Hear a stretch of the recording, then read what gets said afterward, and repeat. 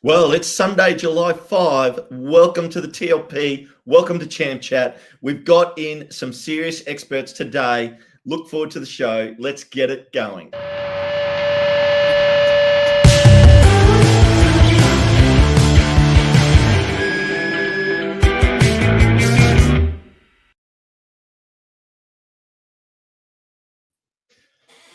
Here it is. How are we, boys? Very good. Good. You just said something. I just smell a bad. I said experts. Come on now. Yeah. Well, I'm telling you, it's a guy with all the news. And I'm starting this show out. Before last week's show, in the chat, I was told I wasn't allowed to say that Birmingham were gonna be my tip to do well. Well, it was my tip. I'm sticking with it. They've signed $132 million worth of players. How are you, John? I've got no defence, have I? Let's be honest. Yeah. We've signed a few players, just a few. And you got one of my guys, one of the guys I wanted. He probably won't even play, will he, old Fujimoto? So Fujimoto might even get a start from you. But if you get a chance out there, hello to everybody. Welcome to the show. If you get a chance, YouTube, search him on YouTube, look him up. He is an absolute gun. And John's saying he won't even make the starting lineup for Birmingham. But so you signed Kyogo Shahi as well, and yeah, he's the big one. All right, 7 from Rennes, right? I think it's no one really knows, but I think it's probably in a region of about 8 million, probably rising up to 10. And then Fukush, who's the other guy today? Jesus. I'll give it to you, Josh. Here you go. You ready? Help me. Just save me. Save me. There you go. Okay. So the guy that is going to be awesome for them is Kyogo Furuhashi. And the guy that I really love that John is saying won't even start is Kanya Fujimoto. Why won't he start, John? Well, he plays the 10 role, and I'm not quite sure who plays in that 10 role. It might be him. But, of course, we've got a very good midfield as it already is, and we've got a big Tommy Doyle-sized midfielder that can play in midfield or maybe in the 10. So I don't know. Options. He'd also be a good left wing, John, just so you know. Yeah, we signed Damari Gray for that, didn't we? Hold on, you signed Damari Gray as well? What the? Yes. I just thought that he's okay. We signed a player every day this week, I think. Wow. Welcome to Champ Chat, presented by the local pundit, talking about everything, all EFL, my friend. Oh, my God. Of which I don't know anything about, which is awesome. Doing this together. Like I said, we got in our local expert. And in saying that, this 24 hours from now, I will be on my flight. Nice. Yes. Doing your thing. Not that that's got anything to do with the championship yet, because the boys are coming down for doing whatever. But who cares? This is about the championship, and this is about who's Birmingham going to sign today, tomorrow, the next day, because they are the team doing business. Mm-hmm. Yeah. Should we kick it off there with the team that's actually doing business? Well, I think that's a great place to start, and we've got the guy here that can tell us all about it. Who's been your highlight, John? Furuhashi is probably the highlight because he's the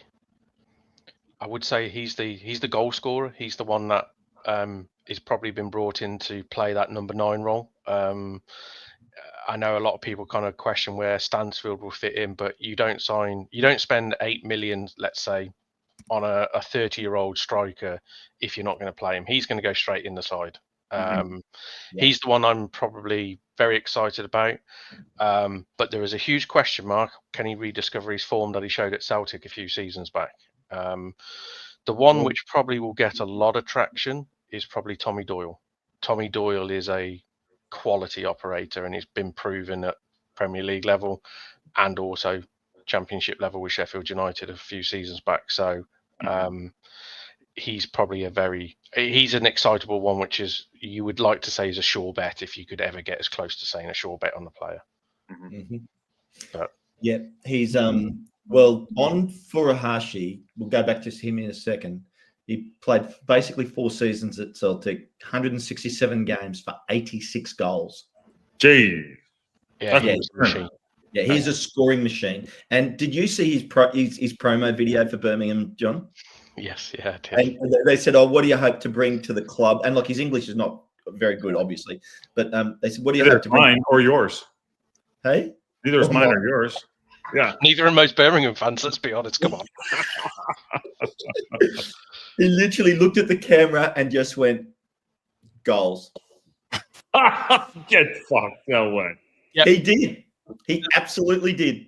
He looked at the camera and said, "I'm coming to score goals." Basically, is what That he is said. awesome. That is awesome. Like there, and what do you want from a striker? Confidence and an ability to say, "I'm just going to go out there and score on you." Well, I don't want to make this about Wrexham, but like, hey, we got Ollie Palmer, so go fuck yourselves. Well, luckily, it's not about Palmer. No. I'm not getting into that because he's not making our starting lineup. Who are we kidding? But anyway, let's have a look. Can I just have a quick question? Sorry, but let me just drill down on that, double click on it. That sounds so like stupid. John, are you guys making signings where you're going to go for it? As I said this last week, I think you guys do not sleep on Birmingham City. You guys are going to fucking go for it. If you had asked me this question probably last week, I would have said, let's see who we sign. This week's business, it's hard not to agree with you in the sense that I'm not sure we're necessarily like going to do what we did last season and just outspend everyone, because it's not going to be financially doable to do that. But I think we are building a side and a squad, and they are putting players together, which is to challenge for top two. There's no other way about it. You don't spend the money, because I know a lot of people say it's free transfers and loads and that. They cost money. You still got to pay the guys' wages. You still got to buy signing on fees, loan fees. So we will have spent big money to get them, and we've beaten off Premier League teams to get some of them, and parachute payment teams to get others. So there's no cutting corners. We are spending money to get these guys in. So promotion has to be the aim. John, get used to it. I mean, we've got Robin Ryan, but Tom Brady accepts nothing but excellence. Yeah, and a great fucking jawline. He looks all right, doesn't he? You pay for that jawline, though. I like Tom Brady more now than I did when he was playing, by the way. Just listening to some of his speeches and his mindset, I absolutely love it. Time Copper, sorry, Ken, I know you were trying to drive the show. Wow. Time Copper, I'll do the chat. Time Copper, where are you watching from? BC is going for it 100%. Where are you watching from? Who do you support? Are you a Birmingham City supporter, or who do you support and welcome to Champ Chat. So there you go. Yep, and people were asking I see people in the chat asking about the flights. Yeah, they're right. Roughly about 22 hours. It was a 7-hour flight to Dubai. And it's about a 16-hour flight from there to Melbourne, roughly. It's massive. It's a long way. But in terms of Birmingham, definitely going for it. And without a doubt, I mean, some of the players they've signed have just been so impressive. I'm just really looking forward to watching them. I mean, it's looking more and more like our goal is just stay up, and your goal is go up. Yeah, I mean, I won't lie. Probably the one that I'm probably more excited about watching is Damari Gray. Because obviously that's a romantic signing in a sense of, he came through the youth ranks out of nowhere, was wonderful for us. We were under Chinese ownership and on our arses at the time, and we ended up having to sell him for little to no money. I mean, it was a couple of million quid to Leicester, and then 6 months later he goes and wins the Premier League, doesn't he? So that one was one of those players that there's been a long list of players at Blues which we had to sell on the cheap, young players through the academies. So it's nice to get one back, arguably still in his prime, 29 years old or just turned 29. So you'd like to say, well, you're probably going to get two, maybe 3 years out of him, at a decent level. So, But is he enough to get you guys up this season? I think he is. I think Damari Gray I remember watching him a few years back. I'm like, that's a player right there, but never really. That's a player. It's about the squad, though, isn't it? That's the thing. I know Davis has always been very keen with last season. He said, it's about options. It's about having those options to change a game. So it's not always about the starting 11. He said it's about, you've got starters and you've got finishers, as he always used to say. Mm-hmm. And I think that's the one thing you look at us now and you look at our business. We're buying players which are all different. They all give us some different angle or different attack. So, I think I think it'll be very rotational. We will be able to bring and play players depending on who we're playing against. Mm-hmm. What is the better game plan on the day as such. So, managers love options, don't they? They just, unless you're Parkinson, like you tried and tested 11, I get that. But, managers love to have a huge bench, don't they, of attacking talent. So Ken's got a huge bench. 7 Birmingham City, 7 signings so far in this window. Yeah. 7. That's intent. That's intent. There's a statement signings coming in. They're not just going to survive. They're going to go for it. The Thiago Fiorentina is like, sorry, no, I'm saying it wrong. I take that back. It is 8. I've forgotten Fujimoto, who wasn't in that list. Didn't he fail a medical, or am I crazy? There was rumours about it. Okay. There was rumours about medical issues because apparently we were close to signing him a long time ago. Or I say a long time ago, earlier in the summer. They've decided to push ahead with it. So let me ask you a question. Could Kyogo do 20-plus goals in the championship? Well, yeah, he could. His goal scoring for Celtic proves, and I know everyone says SPL's crap, and I'm one of them. It is crap. But he has scored goals at European level, Champions League, Europa League. So, and he's one of those players. It's all going to be the question of, can we create enough for him? That'll be the question. Can we create enough opportunities for him to score 20-odd goals? Yeah. Fujimoto would create enough opportunity for him to score 50 goals. Ken, you've been on that for 3 months now. I'll give you that. He is an absolute gun. Like absolute, if he's fit, and that guy plays in the midfield, and you just want, like you said, John, I mean, you nailed it right on the head. It's a depth of squad, and he mightn't come on till the 60th minute. But I'll tell you what, if he comes on at the 60th minute, he will tear the opposition apart. Yeah, I mean, we're obviously getting a lot of traction at the moment because we've signed high-profile players, and we've signed a lot, granted. But I will say we're probably, I would be very surprised if we sign more than 2-3 more for the rest of it. Then I think our business is done. I think we're definitely looking for a right winger. We will definitely look for a left back and possibly another centre back. But that will probably be it. I don't think we're going to sign much more than that. I think globally, after all the transfer you guys have done, there's only 2 or 3 players left available for transfers. And look, I think where is it? Patrick Oden. Yes, Paddy's got technical issues at the moment. Can't come in. Aaron is out getting a free feed. Yeah. He's had to do as he's told. He had an in-law embargo, and then Paddy is working fearlessly in the back, trying to get on. So yeah, there you go. So you have to deal with us. It's terrible. Which is why we got this expert over here. Yeah. There you go. Done. Deal. All right. Yeah. We're by the way, this is total shoot the rehearsal, but Paddy had a whole thing planned out. So this is a whole thing. Yeah. I mean, look, do we want to talk about other transfers, notables for this week? What about the Stoke City loan for Divin Mumbama? Seasonal loan from Manchester City, a striker. He's a bit raw, they're saying. 20 years old. He has a striker with pace. He's strong, very direct. He's part of the city's next gen academy class. So do you think that Stoke are taking him on to what? Be dynamic up top, to go into play? What do we think there? Do we know anything about him? Have you guys ever heard of him? I know I'm bitching. I don't fuck this name up. Well, the plus for Stoke with Mubama is Man City might need to call him back, and he might actually get time there. But the risk is playing well and you lose him halfway through the season.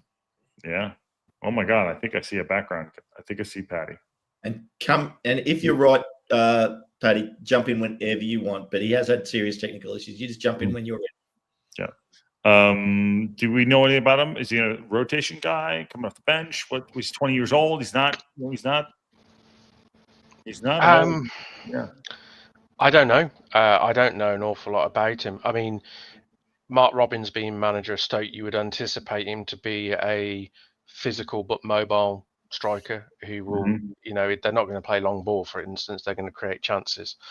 I think they have struggled in the front line, Stoke, because they brought Lowe back, didn't they, from his loan halfway through last season, and essentially played him for a game or two, and it didn't really work out. But I think they've done some okay business. I mean, he is a big question mark because he's a young kid from City. I'm not sure they would recall him in January. I think because he's such a young, and I wouldn't be surprised. I'd need to check, but that would sounds like it could be this kid's first proper loan, shall we say? Yeah. So I could envisage City saying, right, you've got a whole season, so no matter what, he's settled for a year.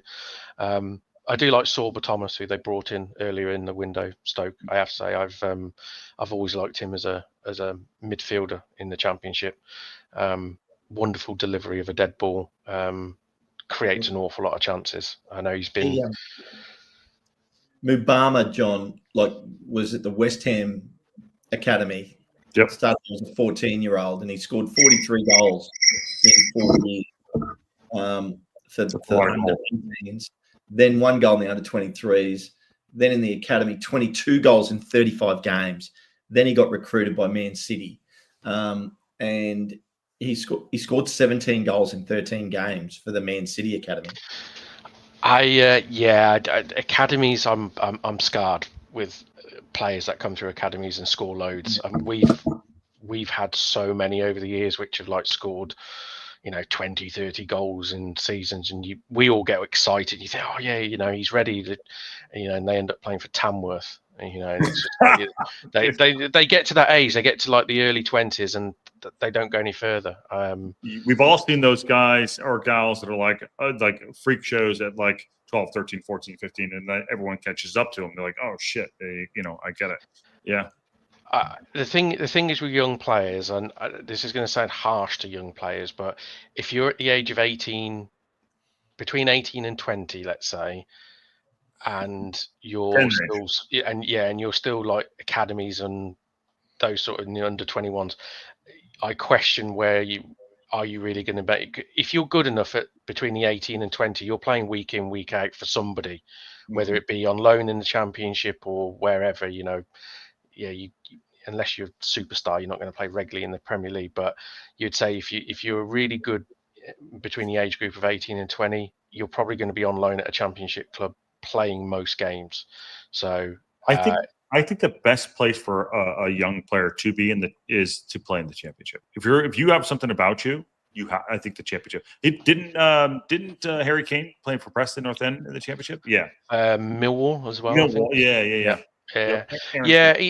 The thing is with, loans is a lot of people don't really realise it, but most Premier League clubs have loan managers, don't they, these days? I know we have one as well. So they're in charge of sending the young players out on loan and making sure, and keeping an eye on them.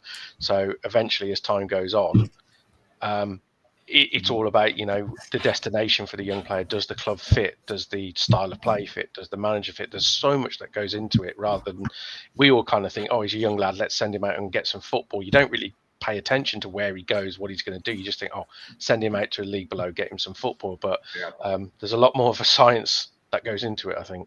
Yeah. What's up, Patty? How you doing? Welcome. Welcome. You all right? Yep. Let's see if the sound works. Yep. Sound great? Yeah, Chloe, but totally fine. So okay. totally fine except for your voice. Nice guys, yeah. We're talking a little about Mubama going to Stoke. Mubama, I saying it right? Mubama, yeah, from Stoke City, from Manchester City down to Stoke City. A couple of notes here. By the way, JB65, what's going on? I think that's my mother-in-law. I swear to God, I think it is. So they brought the notes that I have here on this loan is he's a high upside forward who can either start or rotate in a 2-striker setup. They're likely to use him in a counter-attacking system where their speed and aggression will shine. Now, you say speed and aggression for Stoke.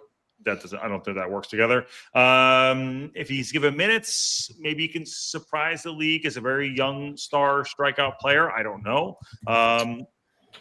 Maybe a Cameron Archer type player. I don't know if that makes any sense to everybody. But is there a reason why he brought him in? I think it's like John said, let him stay there for the year. He's not going back to City. Where is he going to fit in? But let him go play in the championship and see what happens.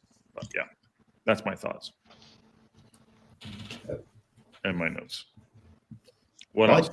I think you need to be pretty special if you're debuting in the championship, like all leagues. Like that's a high level to come in and debut. And look, I'm not saying they can't do it. I'm just saying they have to be pretty special to do it. And if they do, great, and they prove themselves, well, that means they're going to be a star.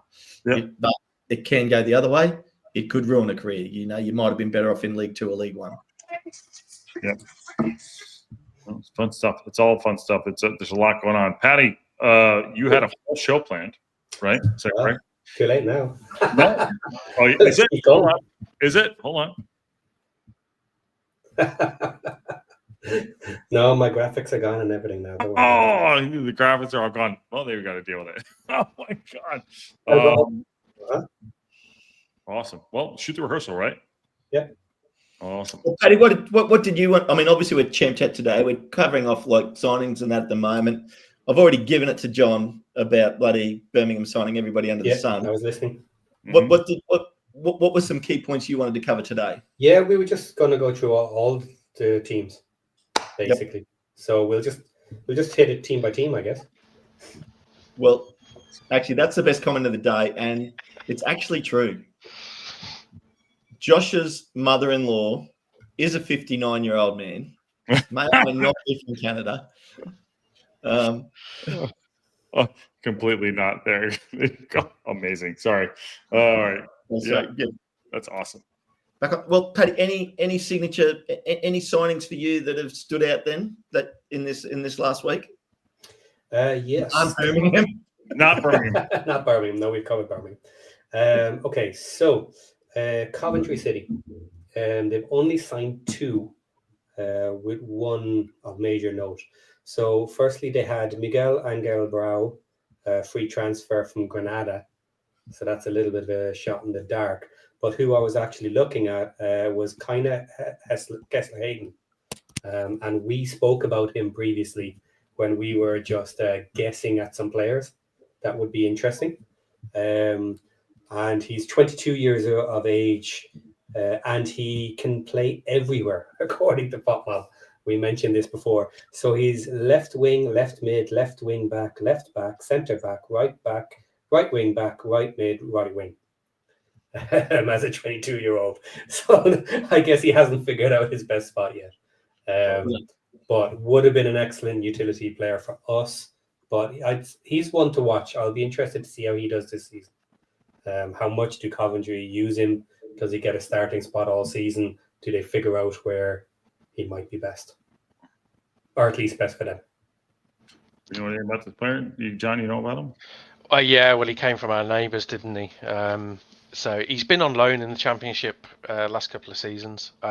He's a decent player, to be fair. I think I have a sneaky feeling Coventry might have brought him in to play left wing back because there's a lot of rumours about Van Merwijk or Van Merwijk. Yeah, there's a lot of rumours that he's off this window for big money. Dutch, right? He's Dutch, right?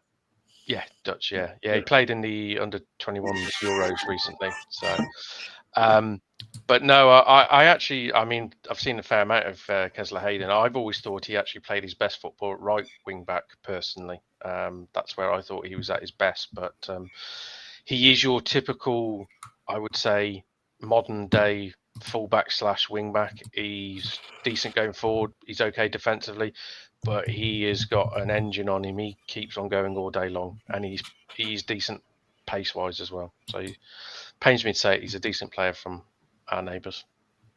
So, but Coventry bought him permanently. So yeah, it's time for the lad to probably step on in his career. Yeah, he's at that age. Once you pass your 21 and your freebie as part of the team, you only get a couple of seasons from there to really prove yourself and push on. Yep. I was just looking at his stats, and look, he's literally listed nearly in every position on the pitch that he can play. And because the other guy they just signed, that Miguel Angel Brau, he's a good looking rooster. He looks like a young Mourinho in terms of his looks, and he is a left back. So it would be interesting to see if they're going to fit them both in where Kessler Hayden would play, because I think Brau, that's his primary and nearly his only signature position. Typical business by Coventry, though. They're a couple of players which are like, shall we say, early 20s, 22, 23. It's what Coventry do. They pick up decent young talent, consistently usually get in around that top six. And, let's be honest, both of them are probably going to be worth twice the amount of money in 2 years' time, may even be more money. Yeah, and that is good business. But what it, I mean, again, though, I guess the key to that is, what is the point of your business? What's the purpose of it? Is it to, put a little bit of money in the coffers, or is it to go up? Because Coventry have been knocking on the door so many times. Yeah, but you've got to generate money, haven't you? That's the thing. If you want to, it's the old adage, double-edged sword, isn't it? If you want to push and try and go up in, let's say, the playoffs, shall we say, realistically, every summer you're probably going to have to sell one or two in Coventry position of the better players for big money, and use that money to hopefully rebuild and have a stronger squad the following season. It's the way you have to keep going to be competitive, because otherwise you blow all your money and then you're playing catch up, and probably the EFL are chasing you around the block like a few of the clubs in the league at the moment. You're right about that with the playoffs. I mean, Paddy, there's only sort of 4 spots in the playoffs. There's only 2 auto promotions, and one of those is already taken now. So, yeah, and the parachute teams will take the others. So, have to. Well, it's funny, isn't it? Because you literally almost go, absolutely, parachute teams are the teams that are going to get the auto playoffs. They do the Premier Championship bounce, up, down, up, down, up, down, and mostly. And this year, I think, I hate to say it, but only one of those teams might get that auto spot now. I mean, I know it's early days, and I'm saying all that with a little bit of tongue in cheek, but you are serious contenders for that. So, I mean, Paddy, what do you reckon? Yeah, there is only one team left who has not made a signing, and that's Leicester. One of the parachute. They've got their own problems to deal with, I guess, first, before they spend any money, and see how they want to play this season. Maybe they should spend no money this season. If they're going to get whacked with double bubble points, their team should be good enough to just see out the season. Reload next season. But not go up, Paddy. So see out the season, not go up, and then look to go back up the following season. Is that what you're saying? If you're going to get whacked with a significant amount of points, like, why put in all the money and push this season? Yep. They will spend, of course, but yeah. that would be an option, is just hold out for the season. Their squad would be strong enough, obviously. They've been heavily linked to Wilder as a manager, haven't they? I think today or yesterday, which to me suggests, well, he's got a proven track record of getting, shall we say, unfancied sides out of this division. When probably not got the best resources compared to others. Might not be a bad shout for them. But Wilder's not going to go there unless he's got a chance of going up. So it'll be interesting to see if that one. Well, it's funny when you say unfancied sides. When I think unfancied sides, Leicester's what comes to mind. Well, you know what I mean? A side which is not. I do. With points and blah blah blah. I mean, because he did it with Sheffield United. He got Sheffield United from League One straight, and I think they didn't go back. They didn't go back to back, but they had a season where they not consolidated. They chased the playoffs, and then they went up the following season. But he has a knack of getting, shall we say, the best out of average players, which I know Leicester don't have average players, but if he can get the best out of some very good players, then who knows?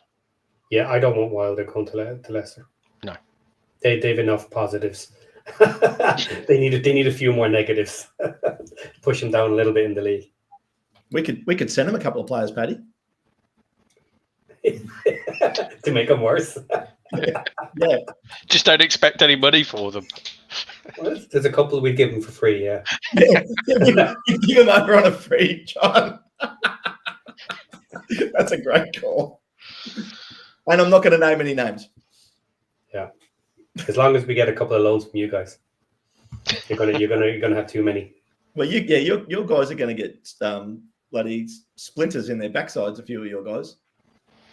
Yeah, a few of them. I think, we will see some of the, I wouldn't say favoured, but we'll see some players which will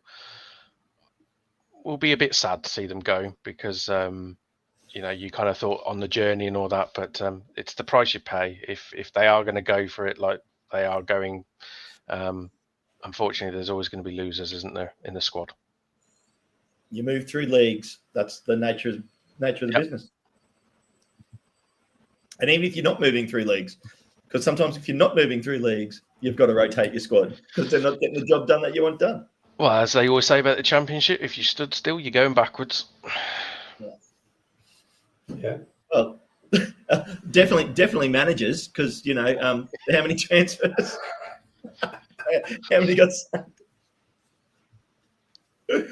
So yeah, I mean that's so good. I mean it's getting closer. This is the exciting part. Look, I must admit my enthusiasm levels have definitely increased in the last sort of 10 days.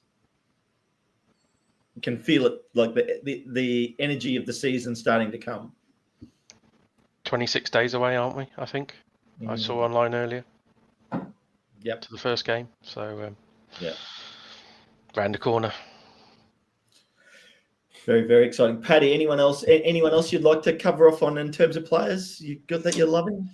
Let's have a quick look at who's this? Millwall. They have 2 signings only. But the reason I mainly brought him up is because of an old pal from League One that came up with us this season. They're after taking goalkeeper Max Crocombe in, which is an interesting one. He did okay in League One, but is he good enough for them? Will he become their first keeper? I believe so. And then otherwise they have Josh Coburn, who they got from Middlesbrough. So that's their only signing so far. Do you think they paid too much for Coburn? 1.6 million? No, what did they pay? They paid 5 million, I think it is. Oh, did they? It says undisclosed here. I think the general chit chat out of Millwall journalists is that it's around the 5 million mark that they paid for him. Maybe a bit less than 5 million on add-ons, but it's around that figure. Which, Did Middlesbrough need the money? No, I don't think so. But Coburn was on loan at Millwall, I believe, last season, so he was surplus to requirements at Borough already. Okay. And I think the goalkeeper you mentioned, I think he will start the season as number one. He won't finish because their normal number one goalkeeper, I believe, is injured till November, December time. Okay. Because they've been searching for a goalkeeper essentially. That bit of business makes more sense. That makes more sense for that one. Yeah. So Josh Coburn, he's only 22 as well, so he's right on that number that you guys were talking about earlier in terms of age. So had 5 goals last year in 14 matches. Interesting. Okay. I mean, Millwall's a championship team. Just to me, it just seems a lot of money for a player. Which, I mean, I know unfortunately 5 million isn't a lot of money, is it, in this day and age? But for Millwall and for the championship, you kind of think at 22. To me, it just kind of. For his sake, he's got to hit the ground running, I would say. Yeah, it's an interesting question because if you take it from Wrexham's point of view, now we haven't had this yet, but if we had a loan for the second half of a season and they were doing really well within our system, I could see us paying 5 million for somebody who doesn't look like they deserve it because we've had them, we've trialed them, they've gelled nicely, they're doing the job that we need. So from our point of view, I could see that. But yes, I understand it being called probably a bit overpaid. I mean, that sort of logic makes sense. Paddy, you talked about. I mean, I guess if we stick into that if we lean into that Wrexham thing a bit, well, that's exactly what happened with Sam Smith. With people saying, "Oh, 2 million's enough, too much in League One," but got promoted, so it obviously wasn't too much. Different story in the Championship though, because I mean, unless I'm totally wrong, and we do, and we are pushing for a promotion, which I don't think so. I think we'll be mid-table, but yeah, and we need a couple of signings to do that right now, in my opinion, which are coming. They always come late for us. John and I were talking about this pre-show, and I'm just so impressed with your recruitment team getting their job done. But yeah, I think that paying that much for a player, it's coming for us. I mean, you're already doing it, John. Yeah, I mean, it's the old. I mean, like you said, Smith was the perfect example for you guys last season. People say you overpaid for him. It's like, well, you got promoted to the Championship, so it was 2 million quid well spent. I've seen online when we signed Furuhashi yesterday, a lot of people saying, oh, 8 million, 10 million quid for a 30-year-old. It's like, yeah, but if he scores 15, 20 goals and we get promoted to the Premier League, all of a sudden 8 million, 10 million quid out of 150 whatever it is million from TV revenue, money well spent, isn't it? So yeah, we can always be correct after the fact, but no, it's and it's still my favourite signing video on Birmingham. It's a quick little short 4 or 5 minute one. If you get out there and watch it, it's hilarious. Score goals. That's what I'm coming to do. So yeah. Well, anyone else? Who do we want to look at next? Who do we want to look at next? Bristol City. We have Emil Rees Jakobsen. Free transfer, which is pretty good. 27 years old, striker from Denmark. Would have liked him, actually, in general. 12 goals, 2 assists last season. They're saying he's valued somewhere around 5 million. Got released from Preston North End. I think he saw out his contract. Yeah, he did. Yeah, he waited till the end instead of staying. Which got him a decent jump, obviously moving from Preston North End to Bristol City. That's a decent step up in the Championship. Yeah, I think a few people were a little bit surprised Bristol managed to bag him, in all fairness, because he was linked to a few other clubs as well. I think Coventry were linked to him. Yeah, I think I've mentioned in previous shows that I've never really been sold on him. He's a handful. Don't get me wrong. He's a unit, and your defenders will know they're in a game. For me, he doesn't score consistently enough. He's one of these streaky strikers. If he scores, he'll probably score like a bunch of 5 or 6 goals in a short space of time. Then he'll go 10 games and not score. But he's one of those. He's a system player as well. He is a target man as such. He's that physique. So he brings a lot to the side as well as just scoring goals. So yeah, it's an interesting signing for Bristol, because obviously under previous manager, who's now gone to Norwich, I would have said he's not that sort of player that would suit a Manning style of team. But obviously now they've got Struber as manager. I wonder if it signals they're going to change the style slightly at Bristol, maybe. Yeah, well, they've signed. They've only signed 3 players so far in this window, Paddy. So it's not that they've done huge amounts of business, but that's still 3 signings is 3 signings. Just quickly, Josh did have to jump out. He had to go take a personal call. Apparently, that was his agent. Something about hair dye just been delivered. Just for men. Yeah, just for men.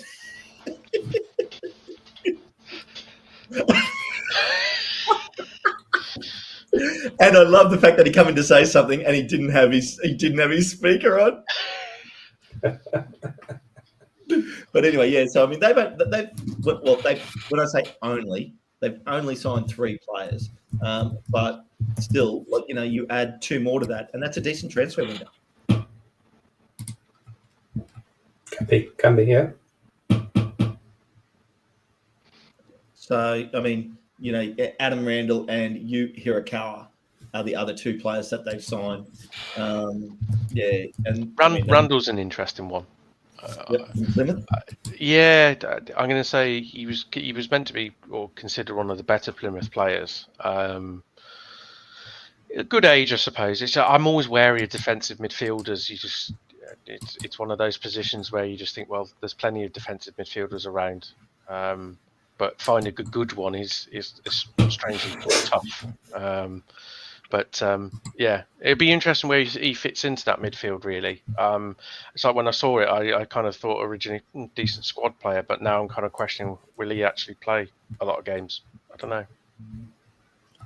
Paddy, would you agree? Like defensive midfielder, I mean, it's one of those positions. They're the workhorse. Like it's not pretty, but they supply the ball. They've got to not give up goals. They've got to be great in defence, obviously. So, you look at players in that role and you look at players when they're failing in that role, they really get exposed. Yeah, absolutely. Yeah. So, Pat, I'm going to keep you as the boss here, going from club to club. Okay. Where are we off to next? Charlton Athletic. Let's have a look at another promoted team. Before we get into the recruits, I want a serious expose and breakdown on their manager, please, John. Well, he's a tool, isn't he? Let's be honest. And that's the polite one. As everybody knows, not John's favourite. Okay. Yeah. Charlton are doing some interesting work. They obviously don't have a lot of money to spend, but they seem to be having a go with what they can do without spending ridiculous cash. So far they have basically 4 signings. First up, from Stockport, our old pals last season, they took Tonto Olafe. Then they have a new keeper, Thomas Kaminski, who they got from Luton, who went down last season. They have Sonny Carey from Blackpool, and then they have Amari Bell, who I think just happened in the last couple of days, also from Luton. So some interesting players there. 2 free transfers, Amari Bell, Sonny Carey, Kaminski, and Oleofe. There's no transfer sums that are listed at the moment.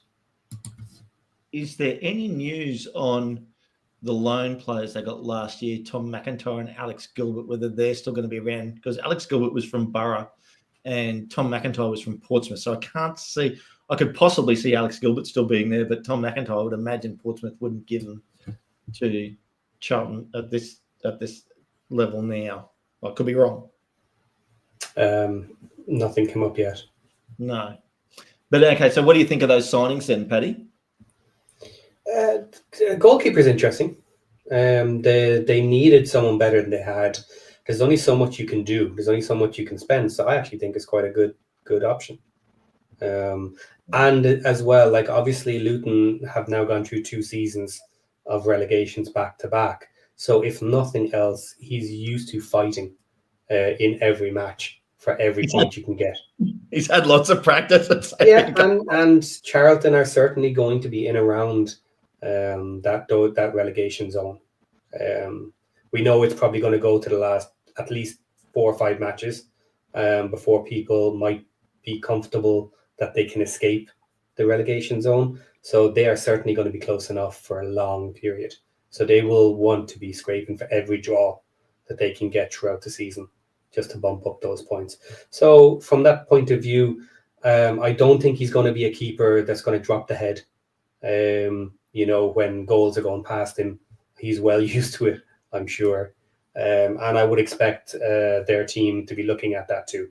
If he's causing a lot of goals and his head is dropping every time they score on him, then you wouldn't take him. Well, and sometimes, not sometimes, pretty much all the time, your keeper's only as good as the line that sits in front of him. Yeah. Yeah. But another reason you have to be willing to shake it off.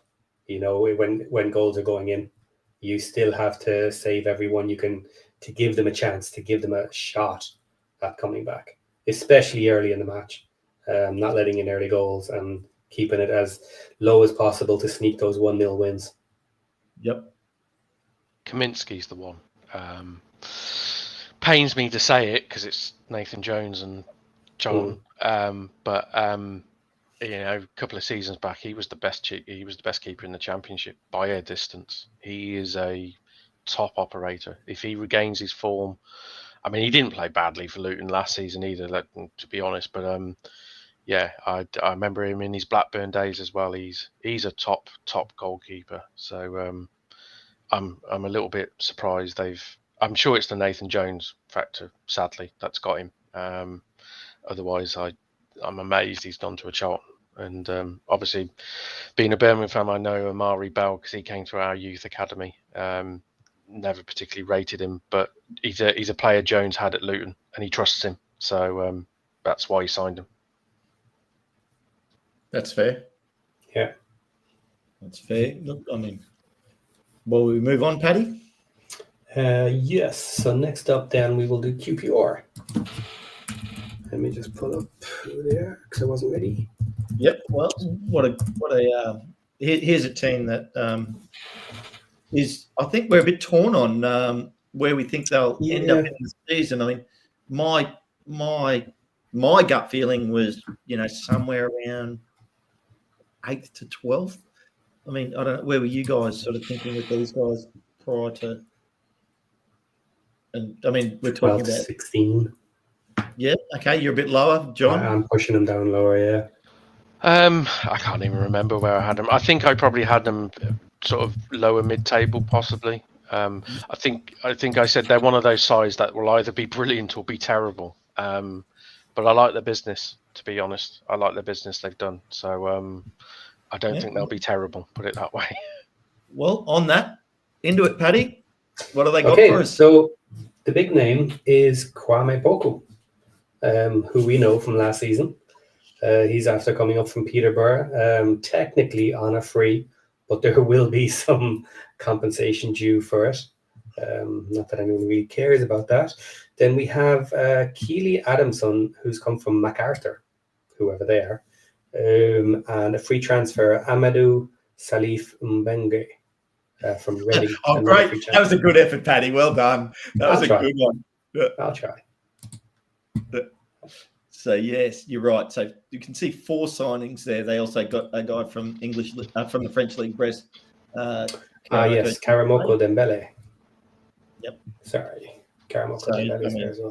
There's again, look, we've had 4, 3, 4, 5. That roughly seems to be the number on transfers on average if you're not going for automatic promotion. So keep jibbing. Actually, it's funny. I say that tongue in cheek, but it is absolutely true. Like most teams are only doing about this amount of business. Yeah, can't deny it, Ken. Yep, that's right. And and look, it's totally fine. Like, more power to you guys. Like, if you got the money, you've got the ambition. And I tell you what, it'll be a great story if you do it. Still gutted we didn't get Poku though. I'm not gonna sit here and be a bitter Birmingham fan and say, well, we've got better players, blah blah blah. I would have loved him at Birmingham. So you're a fan. You're a big fan. I like Poku. I think he's a direct winger. I mean, obviously he plays off the right, cuts in on his left, and he's got a lovely shot on him. Got a great eye for goal. But he's got that combination where he has an end product and he has pace and he can beat a man. And you put that together, you're a dangerous player. But their front three really I like. He does know where the goal is, doesn't he? For me, my only reservation about Poku was he was a little bit of a fair weather player. Now, I may be being a bit harsh, and he may have had some injuries that were, helped keep him out of games, but he jumped in and out of the season last season. I mean, obviously we were watching him very closely, and he sort of missed a couple of games back in, missed a couple of games back in. So that was my only concern with Poku. Yeah, I just I like the balance they've got, because obviously Dembele they had on loan last season. They made that permanent, and he's a he's a similar player to Poku. He's a very tricky winger, pacey, direct, and of course they got Ilias Chair, who's a wonderful player. So they've got kind of a front three there, and obviously depending on who they play up front, who I would say, on their day they will hurt anyone in this division on their day. It's just a question of how often that front three is consistent enough. And did you have any thoughts on these guys, or did you want to talk about one of the other guys, Paddy? What were your thoughts on these transfers? No, it was really the Poco was the main one I wanted to bring up, because there's been so much talk about him from last season from our side, and having a look at him. He could be a fantastic signing. He could really step it up and show himself off, but he is a dangerous one. If you can afford to have him as part of a squad that you don't absolutely need him in the first team and absolutely firing, he's absolutely someone worth having a shot at, because he could be amazing. But if you can afford to potentially sit him, if you have to, put someone else in, that's one to take a shot at, because otherwise I think potentially, would you be worried about how much you have to pay? I know he's technically a free agent, probably not. It's about 900 grand, isn't it? I think I think McAntony came out and his 900,000 they've settled on. The only thing I'd say with Poku is, given it was very public that he had 26 clubs chasing him across Europe and everywhere, and he ended up at QPR. I mean, granted, I'd have loved him at Birmingham, but I sit there and kind of think, why? I did expect him to be at a. I'm not going to say horrible to QPR, but somebody that is more likely to challenge for the top six in that regard. A higher, more well thought of club for this season anyway. I was just shocked. I always take when they say they've been talking to a lot of clubs, like 26 clubs, I always take that with a massive grain of salt, because it's like, Coventry City? Yeah. I'm Poku's manager. Yeah, we're not interested. Okay, thanks. Oh, yeah, we were talking to Coventry City. Hi, Millwall. Yeah, I get that, but I just think there was too much noise, wasn't there, right there, for him not to be talking to a lot of clubs. Great player. I'm not saying that. I mean, they've signed two basically attackers and two defenders. So a bit of balance across the pitch there. And Mbenge was at Reading, who obviously did great work to almost, really rattle League One last year, with punched well above their weight last season. And I was so happy to see them come out of and not be worried about relegation. And then they just surpassed my expectations and really knocked on the door there of playoffs and everything that went with that. So, but this season now, he's moved on to greener pastures, ended up here at QPR. And I think, it's going to be an interesting season for them. I think, we're all in agreement, I think, on where they're going to finish in terms of roughly mid-table. It's just on sort of the top half of the mid-table. Paddy's the bottom half of the mid-table. And, John's, sitting on the fence like most of his players that have signed for Birmingham, getting splinters.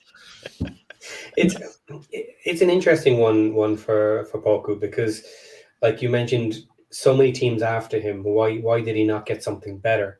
Because he knew basically from January, when he didn't sign for anybody in the winter window, he knew he was going on a free.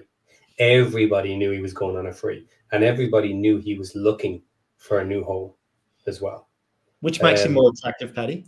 Which makes him more attractive, which is also the point. You've had 4 or 5 months solid to get in good with a team. Normally, when you're holding out and not signing a new contract and going free agent, most of the time, especially if you're generally wanted, where you're going already. You've picked your favorite team. You've already agreed everything with them, and you're looking to get a better deal because there's no transfer fee involved, or in this case, a small one. So yeah, it's a weird one. Was it him? Is it something about Poku himself? He's just not good with these discussions when the managers want to speak to him. Could it be his agent? Is whispering things in his ears, saying, "Oh yeah, don't sign this one. We're going to get you an amazing contract," and telling him all sorts of crap. Turned his head, and he didn't have a great finish to his season. No, he didn't. No. And to John's point about, and you guys, well, both of you actually said it, signing with a better team. it may come down to the fact too that he thinks he'll get more playing time at QPR. Yes, that would be another one. Yeah, he wants to play. I think the other thing you have to take into consideration is location. London. Mm-hmm. Doesn't appeal to me, but to a young football player, I'm sure if depending on what options he had, QPR, London, maybe he wanted to stay around the area or live in London. Cheap place to live. Absolutely. Well, it's not like you can't afford it. Yeah. No. Okay. Well, what do you think, Paddy? We move on to the next team that we want to talk about today. Okay, let's hit one of the Welsh boys, Swansea City. Now, just from the Wrexham angle here, one of the things we need to do is finish above Swansea. Already done. Lock it in. So yeah, that's one of the easier targets. John's got a very stiff lip there. John's got a very stiff lip. Yeah, good luck with that one. But look at their signings before you say that. Okay, so they have signed Ethan Galbraith, which is an interesting one from Leyton Orient down in League One. Another shot in the dark there with someone playing well. Can they step up a league? Cameron Burgess from Ipswich Town. Happy with that sign. That's a good sign. That's a good sign, yeah. Ricardo Santos from Bolton Wanderers. Yep. Best agent in the world, that lad. Yeah. And then Bobby Wales from Kilmarnock. There's a great name. How's that for a name playing for Swansea? And how is he Scottish? And then one more, they have Zidane Inusa. Yeah, well done. I was really looking forward to trying to pronounce that. So market value of 3.2, fee 6.1 paid. That's euros in millions on this website. So decent amount paid for him. That's an interesting one. Well, he's by far their biggest signing in this transfer window in terms of dollars. Okay. But so what do we think there? 5 signings so far. So they're having a little shot at it early. Ethan Galbraith, decent. Yeah. Played well in League One. Yeah. For a fee of 1.6. Again, not a crazy amount of money. Anything under 2 million really in the Championship, I suppose, for someone half decent is pretty okay. Good age, and also will suit the way Swansea play. Cameron Burgess is a great signing. Free transfer. Yeah, obviously, decent. I know him because he plays in our national team. I've seen a lot of him play. He brings a lot of value. Very, very organised, great in defence, big man, great on set pieces in attack, for headers. So he brings a lot of value. I think everyone was surprised they got him, didn't they? I certainly was. Yeah, I would have taken him in a heartbeat. Not that I'm saying we were ever going to get him, but, that's a good signing. Yeah. Okay, moving on. Yeah, finish off pretty quick. Okay, West Bromwich Albion. Team we're going to beat Nick this year. West Bromwich Albion. They've only signed one so far, and they have Nathaniel Phillips from Liverpool. They paid 3.6 million for this guy. Let's have a quick look at him. Yeah, he was on loan at Derby, wasn't he? I think last season in the Championship. I think. Yeah, so he's 28 years old, and they paid 3.3 million. Well, 3 million from 1 goal, 3 assists last season. He was with Derby last year on loan. Well, the other thing there is, Paddy, and John, one signing so far this transfer window. So I know everybody in our chat, and guys, like and subscribe if you're out there, is carrying on about us not having done any business yet. And it looks a bit bad because, we've got our great mate John here from Birmingham who we love to chat to, and they've done so much business compared to everybody else, not just us. Here's a team that's only done one signing. And they've struggled to get a few over the line, haven't they? Because they were heavily linked to David Brooks, who by all accounts had done a medical, seemed to have all but signed for them. And then that deal broke down and is dead in the water. So, there's not only you guys, you know. Okay. Do you know what we haven't done? We haven't done Wrexham yet. Well, Now I know we're Wrexham heavy, obviously, but this is Champ Chat, so maybe we have a few guests in the chat. So let's run through Wrexham quickly without spending half an hour on it. actually, you know what we've got? Actually, this is Champ Chat. You know what we have to do before the start of the season? We do have to have a chat to our old mate from Peterborough and see how they're faring for this year. Like just bring him in. I know we're champ. I'm saying, you know, we had Harry on a fair bit, and you know, just to see how they're going. We're not gonna. We get Ash on. We have a chat to him. With you know, and that's all fair. But this is Champ Chat. This is Wrexham. Who have you got breaking news, Paddy? Have we just signed somebody? Nope, nothing.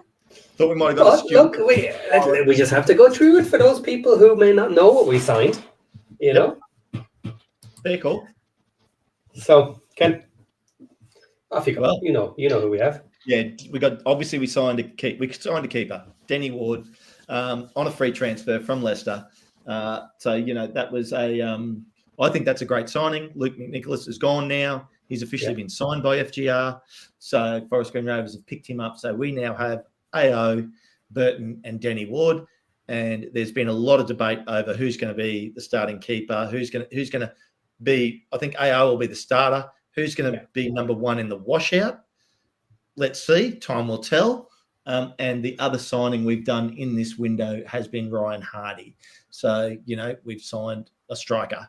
And that's great news. And I'm happy about that. But I do think we need to do 3 more pieces of business as a minimum.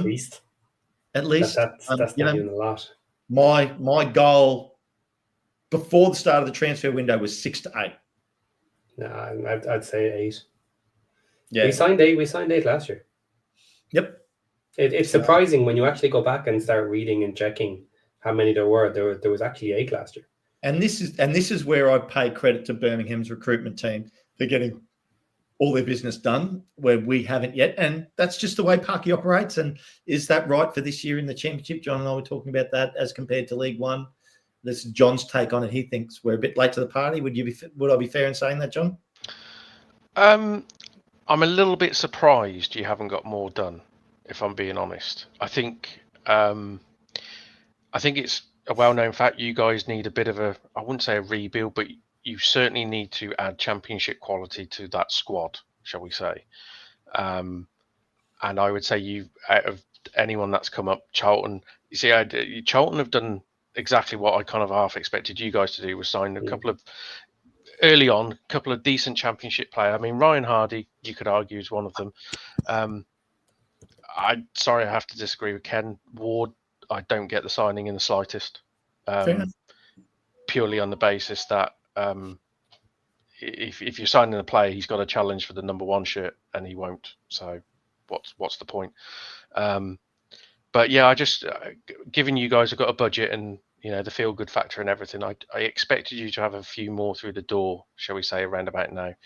And it's just going to put unnecessary pressure now to get players in, because I mean, let's be honest, the next time you sign somebody, if it's another Danny Ward-esque player, there's going to be a lot more negativity, you know. So been no more whispers about Owen Beck, has there? No, it's gone very quiet, actually. I've heard lots of rumors of people at the club, talks happening, people at the ground multiple times that have not generated a signing. So that's a little surprising. Yeah. A little concerning. Yeah. Just to answer Gender's question there, it's Craig Gardner and his recruitment team that picks the players to target. Now, the other thing I will say, though, is first season up in the Championship, I will not be overly surprised if we end up going back a little bit towards older, experienced head players.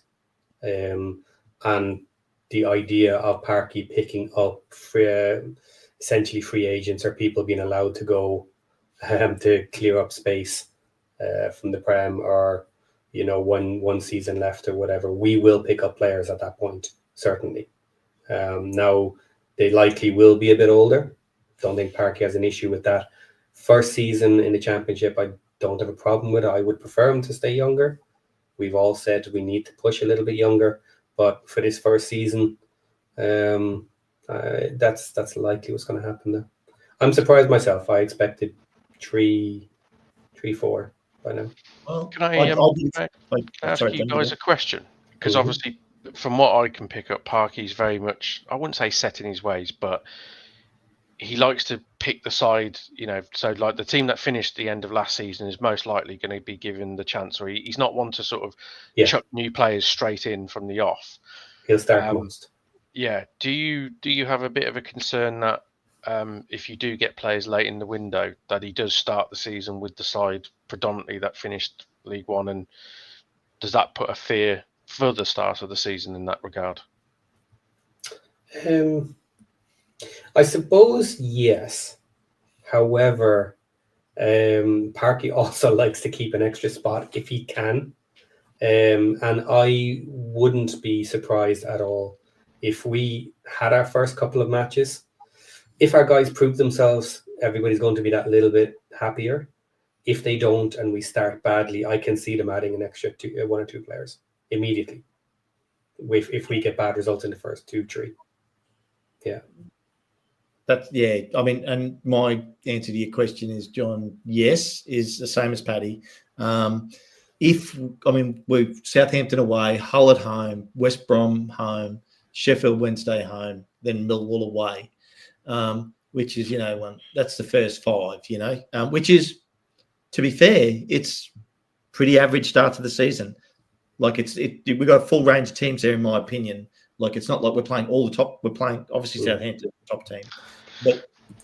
But again, then you come to being Parky set in his ways, yes.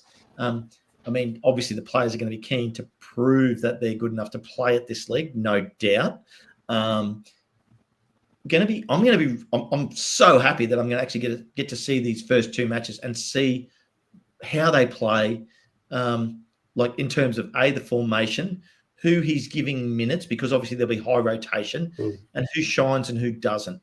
Because these teams that they're playing in Australia, I would call them top-level League One teams, is my rating of where they're at as a standard. So,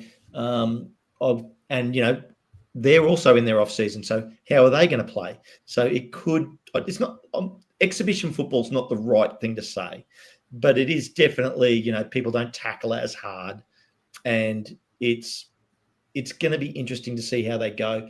I'm going to be interesting to see if a guy like, not that I really expect him to start and be a top player at this level, but Ravan, how many minutes is he going to get?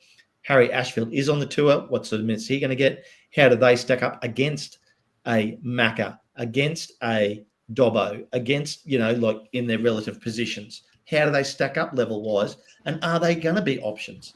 Because at the moment, we haven't signed anybody to come in and say, well, I'm taking over that spot. Yeah, I'm happy we have signed someone in the striking department, because that is something that has seemed to be an issue for us, is getting in a solid striker and increasing that, which is why partly we had to go ahead and get Smith in January. That we didn't upgrade before the start of last season and get someone in then to fight and try and take over the spot. Different reasons for that, and no point digging down into them. But as it stands right now, I think there's 3 positions that we absolutely need solid upgrades. We need a left wing back. We need someone who can take over from Macca, because he's too slow now. He's solid. He knows what he's doing, but he's too slow. And I think that's going to show up this season. We need our central defender. We need someone in there to take over from Scar and O'Connell. They're just not suitable as a starter, I think, in Championship. Good solid bench, okay, to come in and have on standby, fine. But then the biggest one for me, this is the one I expected to be our biggest signing of the season, was our Cam, our attacking midfielder. for what Parky has been doing with his style and his adjustments last season, that is what we're missing. We're missing that absolutely amazing playmaker in around that who can link the midfield to the strikers. And that's where we let ourselves down with our striking department, why we had so few goals last season. So that I'm expecting to be our biggest signing of the season.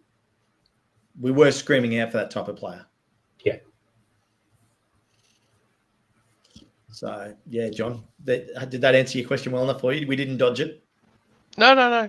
It's a fair point. I would say I have a sneaky feeling that depending how your recruitment goes, I think that Southampton game is going to be a big game for what you'd classify as the older players, in the sense of the ones that were there last season, because it will probably sound like they will get the chance to start the season, and Parky won't. So if you sign 8-9 new players, for example, he's not going to chuck all of them in. No, 2 or 3. Yeah, tell you what, you don't want to go down 3-0 to them first week, like getting absolutely dominated all over the park, do you? No, that's what I was getting at. It was kind of, that will be a big game where, if you put up a valiant fight but lose 1-0 or 2-0, and you say you've been in the game, you've given as good as you got, you'd say, do you know what, there'll be plenty of teams that go away at St Mary's and get tonked this season. You just don't want to be that side that gets tonked. We don't want to be one of them. No. Well, nobody does, I guess, but yeah. No, not at all. Well, I was at the match where we lost 5-0 to Stockport, and we still went up that season. I think early in the season. I think I said it on the other show, or in one of Josh's shows, where I said, I think you guys have got the harder fixture out of the two for the first game. I know we've got Ipswich, who are everyone's favourites to win the division, but we're at home under the lights on a Friday night. I would not want to be going away at Southampton early on a Saturday morning, first game of the season. Thanks, live on TV. No thanks. Yeah, it's a tough match, but I very much see it as a free hit. We're absolutely expected to lose to them. We probably should at any time of the season, losing to them at home for them on our away form. So I don't mind it, actually. Well, the other side to that coin is, like, I'm with you, Paddy. Like, if you're not up for the first game of the season, you're never going to be up. Like, every team's got to be up for the first game of the season. So how you perform, that's another thing. But it's not like you're coming in with 2 injuries and, it's the unknown this first game. How do you perform? How does it go? And it's like, I get your point, John, that it might be the harder of the 2 games between you and us. But I think there's a lot of hard games in the championship, isn't there? Yeah, don't get me wrong. From my point of view, it's just more of a, your team's not going to be acclimatized. Your players, and you're going to be coming up against like a parachute team, which are going to ping the ball around like fun. And they're going to be battle hardened, mate. They're going to be off the plane after wrestling crocodiles. No, that's fine. Yeah. The only other thing that may come into factor as well is we know how hard it can be to settle a team for the first couple of matches as well. So if they have a lot of new players, if they're playing a different style or whatever starting off, and they're not gelled together, that can be a benefit. Not always, obviously, but shot in the dark. Big team straight off. Don't mind it. Yeah. Well, if you can do us a favour first game, take some points off them, because according to Ken, we're going to finish the automatic, so they're going to be a competitor of ours. So it's not just according to Ken, John. There's a lot of people saying it. Let me keep playing the underdog one, please. I'm telling you, I'd be perfect. We're going to get to January, Paddy. They're going to be on 60 points. And you'll still be worried. Yeah, things are looking tough. I don't know that we can do well. I don't think we have the money to pay our wages. Oh, God. Yeah, our 111 points records in jeopardy. Oh. Yeah. It's looking like a bad season. We're only going to get 106 points this season. I'll tell you this, though. It would be a lovely start to the season if you won and we at least drew away. That would be pretty nice start to the 2 parachute teams. Yeah, because then I think the second game of the season, Ipswich play Southampton, so that'd be lovely. Yeah. Yes. 14, 21, 28 for. Wow, yeah, we are that close to the start of the season, aren't we? I was just doing the countdown. So, yeah, 7, 14, 21, 28, 29, 30, 31, 32. Wow, 33 days is all it is, not even. So, yeah, super excited. Well, do we want to cover any other teams today, or do we want to? We've been going for an hour and 15 now. Well, some of us have been going for an hour 15. Paddy's been going for an hour 45 if you include his technical issues. Poor guy. I know how you feel, Paddy. I had that the other week. So yeah, been a good one. We've covered off a bit this morning. It's interesting. So, I mean, do you think? How much more? Well, I guess we're on a tour. You guys, what's going on for Birmingham preseason, John? I believe we fly out for Portugal tomorrow for our preseason tour, shall we say, or fitness building. Where I think we only play one preseason game over there, which is against Seville. The sunny beaches in Portugal, eh? I'm not sure they'll be hitting that. Knowing what Chris Davis is like with his players, they'll be they won't be enjoying it. Let's say that. Yep. Okay. And so I guess we're all waiting, I guess, to see if there's any more signings. You think you'll do any more signings? I think we'll do 2-3 more, but I don't think we're not going to have another week like we've just had. I would be very surprised if we made any signings while we were away, to be honest. So I think, I think the only one that might happen relatively quickly is that we are interested in Ben Davis, who we had on loan last season, and there's a lot of question marks whether he's available or not available from Rangers. I think if the opportunity arose that we could get him, I think that deal would get done pretty quickly because we already know the player, he knows us, etc. So, but yeah, no, I think realistically we're only looking at probably another 2-3, and then our business probably this summer would be done. Yeah. Well, Paddy, our team's pretty much landing in Melbourne anytime soon. Like they're on that flight. What do you think? What do you think's happening for us? What's your gut? Five minimum. We still have a lot of business to do. You're saying we are going to sign 5? Minimum. Okay. There we go. Yeah. Heard it here first. Paddy would know. He's in the know. So, and obviously they're on the plane coming down here. This time tomorrow, I'll be halfway to Melbourne on a 2-hour flight. So I only have a 2-hour flight, which is great. So it'll be interesting. I'm looking forward to getting down there. I'd love to see them on the training pitch. Catch up with the team prior to the game. So stay tuned for stuff coming there.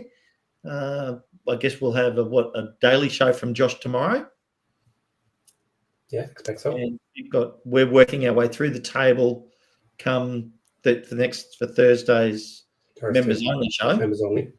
And super excited. But I mean, look, going to start to get some more Wrexham content this week because I'm going to be down there, hopefully, making connections and catching up with this team and bringing some news. But what's your thoughts on the travel kit that they wore, Paddy? Oh, I liked it. Yeah, yep, black. I like black. Really suits. Yeah, and the green kit, the green that they were wearing on the plane, the travel polo. Travel polo. Yep. Well, they had a jacket, they had a polo, they had the whole box and dice. Like it's all there. Yeah, I liked it all. I also saw some Wrexham tour down under merch. I saw some photos of that. So everybody that's in here, that's obviously the members, don't forget, get into the Footy Tip channel on Discord. Put down who you tipped to win. We know there was only 2 people that tipped Paddy. I think one of them was Bruce, and there was somebody. No, I don't know the exact number, but I know everybody out there offended Paddy because they tipped Josh, Aaron, and myself. Much to their own detriment, I will say. But you will be getting a special prize, and I will be picking up something very nice down in Melbourne for our lucky winner, as well as expect to see some shows. Is there anything else you boys want to cover off today? Or are we going to get out of here? I was going to say I was going to vote for Paddy, but Josh told me not to. So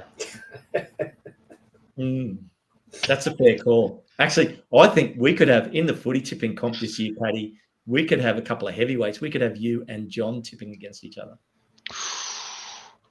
I did win the Ben Bloom, Did you? prediction league the other season? Yeah. The other season, what, 1975? What was it? What No, about 2-3 seasons back when he did a prediction league, and yeah, he did it the season they got relegated, because you know how positive he is about his own team. I didn't win it that year. That's right. He's done well the years because he plays his team down. He's going, yeah, we're not going to go well. We've only signed 18 players. Yeah, draw there. So no. Well, look, I think that's great. I tell you what, I'm going to give Paddy the privilege because Paddy's had a few technical issues today. He definitely should get us out of here. Paddy, you can do the sign off today. Okay, so bye. Take care, everyone. On that bombshell, let's get out of here because my computer doesn't work. Bye.